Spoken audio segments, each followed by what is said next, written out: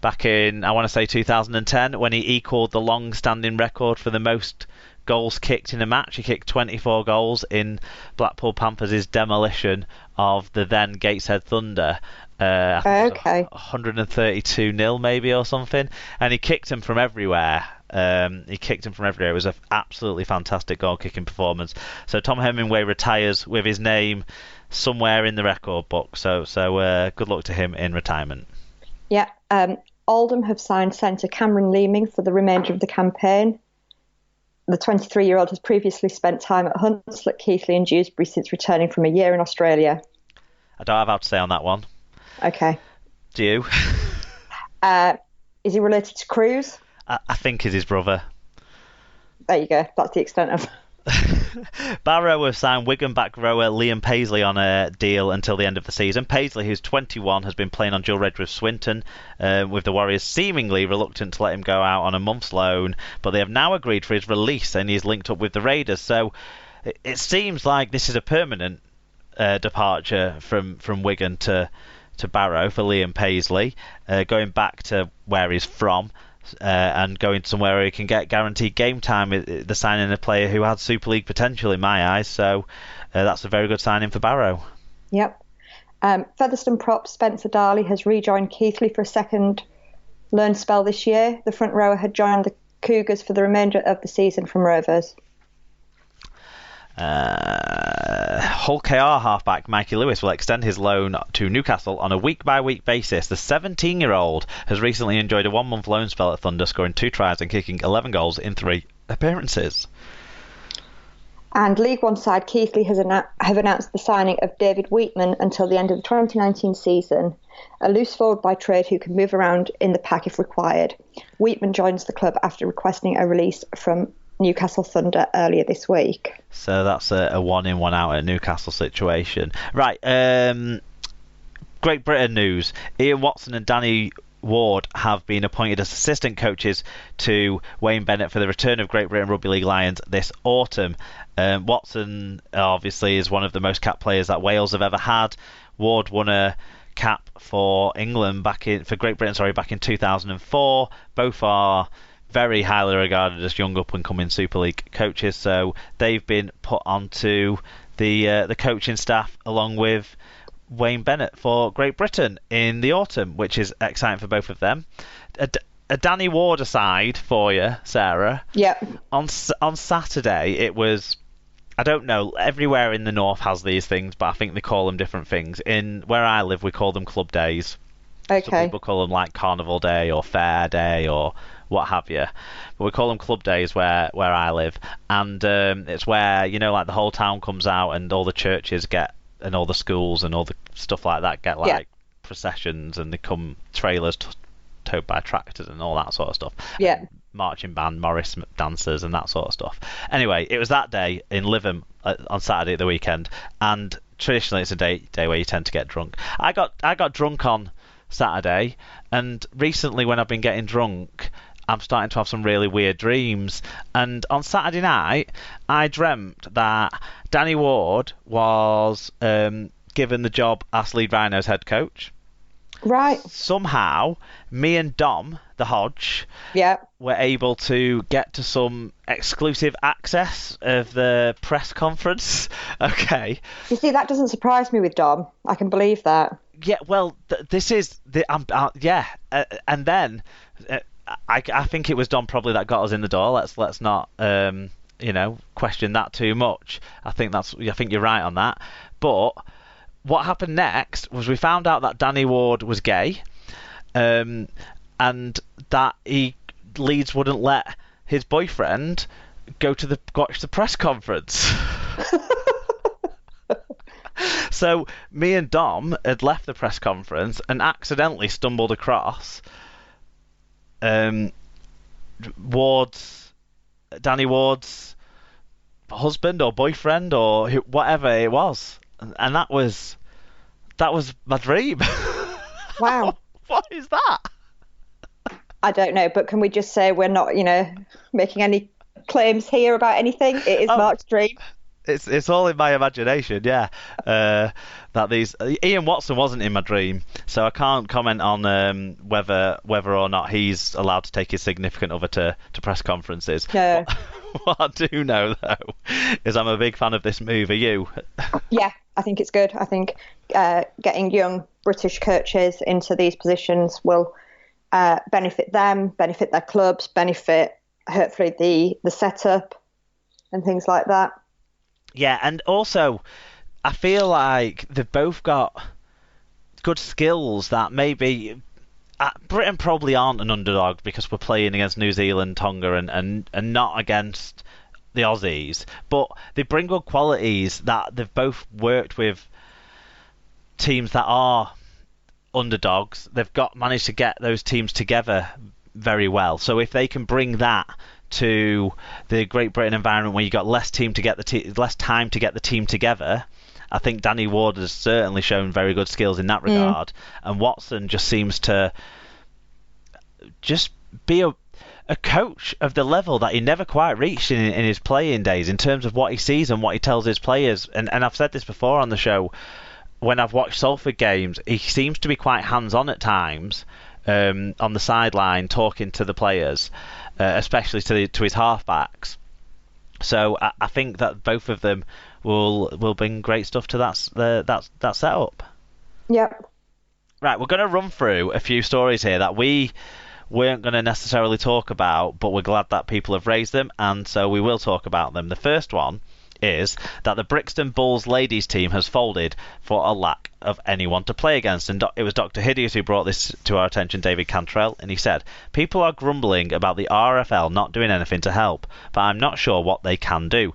They can't magic teams out of thin air. That has to be a local community effort. Yes, I know, it's shocking, a southerner defending the RFL's lack of activity down here. I'm a little shocked. I thought it would be something you could be more critical of, if I'm honest. Do you think that's one of... There's two real gaps at the moment, it feels like, in the development for the women's game. And there's one real gap, because the south of France they've got these teams developing that do hope to one day play and compete with the English side. So I take that back. There's one gap, and it is the south of England for the women's game, isn't it? Yeah, it seems to be. When we had 1,400 at Cass this week, we had Wigan and Saints on the streamed on the app, and a similar, a few thousand people were definitely watching that live. I'm guessing most of them only watched the second half after the State of Origin had finished. Not great scheduling there, but it is a shame, and I think it's an area of the game that, because there's no funding down there, David Hughes obviously has to do a lot of things himself. The scholars have to do a lot of things themselves, and it's this sort of community stuff, because let's face it, the women's game is an amateur game completely still, even though some of these teams now are attached to the professional clubs. They get access to their facilities and that sort of stuff. These women aren't paid to play. No. Some of them have paid positions with the clubs and then play, but there's no salary cap and stuff like that. So it's where do you get the money from? And hopefully this isn't a long-term thing, and hopefully it isn't a case that women's rugby league in London doesn't develop, because I don't know, can we do it through universities, that sort of stuff? I feel like that might possibly be the better way yeah to go, grassroots. Yeah, try and get a university league set up in and around London. Yeah, I agree. That might be a way to get some of these people. Then you can give them games to play against these teams as well. They don't have to all be university teams, but you're going to get... People at universities, people involved in student unions and stuff like that, might be finding it easier to get funding, potentially, than a community and might come from rugby league backgrounds, so they actually know the game. Exactly. Lebanon players were told during the week that they could be jailed if they protested against some of the stuff that the Lebanese governing body are doing at the moment. They were planning on covering up the badge, and they were told that they could be prosecuted if they did that. Tom Andrews got in touch on this one. He said, Lebanon versus Greece needs setting up as the most controversial game of all time. Half the players get jailed, the fullback gets tased, and Robbie Farah has to move to Mexico. Don't tell me you wouldn't watch it. Luckily, some sort of conclusion was able to be come to, wasn't it, that Lebanon didn't protest and they did play the game. Hopefully, my take on it is they were never going to not play the game. They were never going to follow through too much on some of these protests that were being mentioned. I don't believe. I think the fact that the story got to that magnitude where these comments were even being made about potentially trying to prosecute players who disrespected the country's badge and stuff like that showed that at the very least it's got a conversation going for people. Yeah. Robert Louis to Leeds. Now this is obviously it's speculation as we record, but pretty firm speculation. And Tom Andrews got in touch on this one again, Sarah. He said Leeds offered 275k plus Richie Myler to Salford for Rob Louis, but Salford have turned it down in hope for just the 275k. Hashtag Leeds in crisis. So this is the very entrenched rumour now that most of the mainstream rugby league media outlets have been reporting. And it feels like there's lots of dominoes that could potentially fall into place here to make quite a run of transfers between Hull KR, Salford, Leeds being the main players, but some other teams might get involved in that merry-go-round. Do you want Hull to get involved in the transfer merry-go-round as well? No, I think we'll stick with the people we've got, really. Do you think Rob Louis will be the saviour for Leeds that they want him to be? I don't know. I mean, I think he does a lot of good for Salford. He wins the matches. I mean, I know we held on to the win the other week, but he was completely instrumental in that match. So I think it'll be a real shame for Salford if he does go. It's difficult, isn't it? Can you just slot a player into a failing team and then be the catalyst to turn it around? Yeah. Sometimes you can, sometimes you can't. Exactly, and we don't know what he would be like in that atmosphere. And Rob Louis obviously comes with some other problems, some off-field problems. Some, he is the convicted spousal abuser that we talk about, and that might be an issue for Leeds Rhinos fans as well, bringing him in. When your saviour is someone with that checkered a past. It's not checkered, is it? It was abhorrent what he did, what he got charged for some years ago. Now we understand, but still, that's going to be a conflict for Leeds fans if that man comes in to save your season. So it will be interesting to see, and how much Salford will lose, because Salford are replacing him with what's his face, Jamie Ellis, isn't it meant to be, that they get from Castleford in all these moving chairs. So we'll see, we might have a busy news week to talk about next week. Yep. Forget about the matches. Yeah, probably so.